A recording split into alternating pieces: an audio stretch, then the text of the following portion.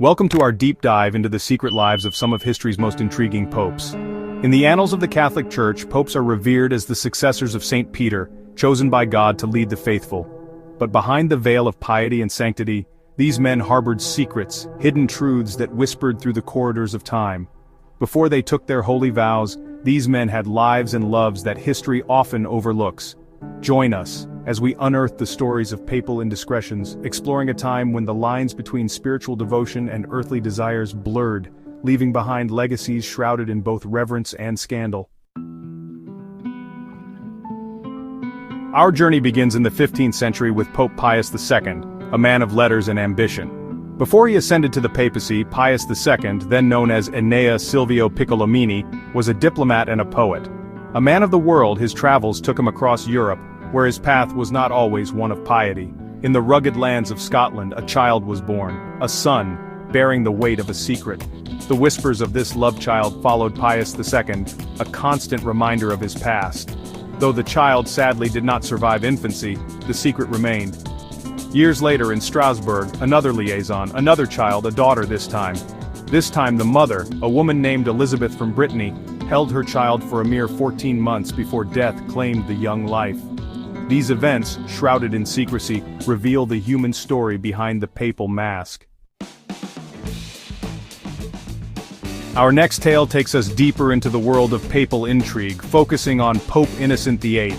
Born Giovanni Battista Cybo, Innocent VIII navigated the treacherous waters of the Renaissance papacy with a shrewdness born from ambition and the bonds of family. Before donning the papal mantle, Innocent VIII fathered two children, a son, Francischetto, and a daughter, Teodorina. These children, far from being hidden away, became pawns in Innocent VIII's game of power. Francischetto's marriage to the daughter of Lorenzo de' Medici, the powerful ruler of Florence, solidified an alliance that benefited both families. This union paved the way for Lorenzo's young son, Giovanni, to be elevated to the cardinalate, a stepping stone on his own path to becoming Pope Leo X.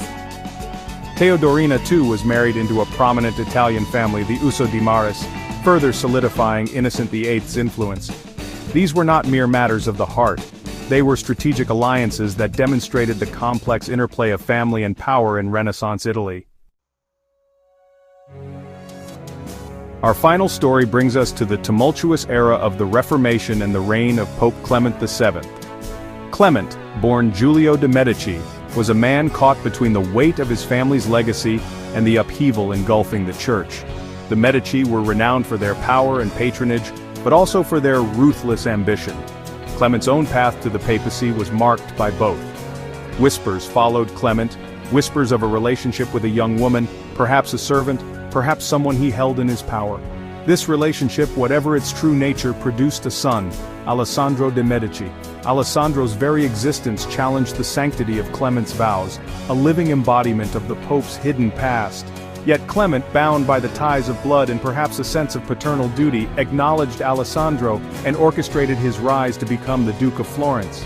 In Alessandro we see the enduring impact of these papal secrets, a reminder that the past can never truly be erased.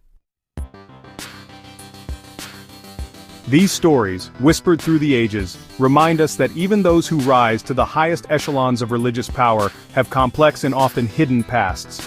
The weight of their office could not erase their humanity, their desires, their flaws. These were men of God, yes, but also men of their time, shaped by the world in which they lived.